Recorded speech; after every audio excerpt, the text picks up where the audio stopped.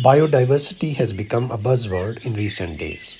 According to the United Nations definition, the conservation of biodiversity is a common concern of humankind. In fact, biodiversity or biological diversity includes every color of life on Earth. For millions of years, organisms have been surviving and coping with their specific environment. In our world, billions of humans, birds, insects, marine and aquatic creatures, and wildlife exist. This fantastic world grows through nature. Biodiversity is extremely indispensable for our environment and it is linked to the secure future of other life forms as well. However, with each passing day, the future of millions of species becomes more dangerous due to climate change. Healthy ecosystems play a crucial role in combating climate change, but the world's ecosystems are no longer healthy. According to a recent report by the World Wide Fund and the Zoological Society of London, about 69% of the wildlife has been wiped out from forests around the world in less than 50 years. The main reason for this is an unhealthy trend in human activities. If viewed from the perspective of human development and improvement, the loss of biological diversity on Earth is dangerous for all forms of life.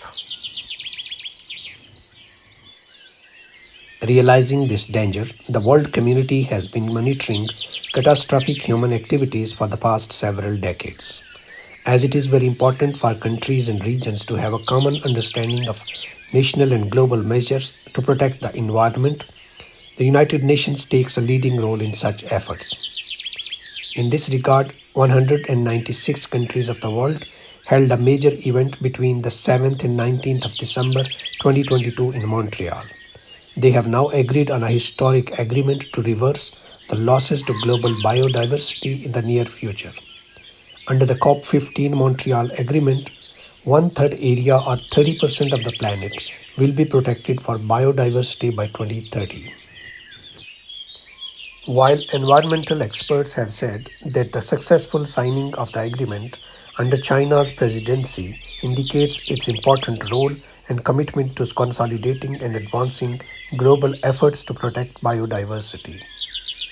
Under this agreement, it has been committed that at least 30% of the world's land, inland waters, coastal areas, and oceans will be made safe for the rich biodiversity in the next 8 years.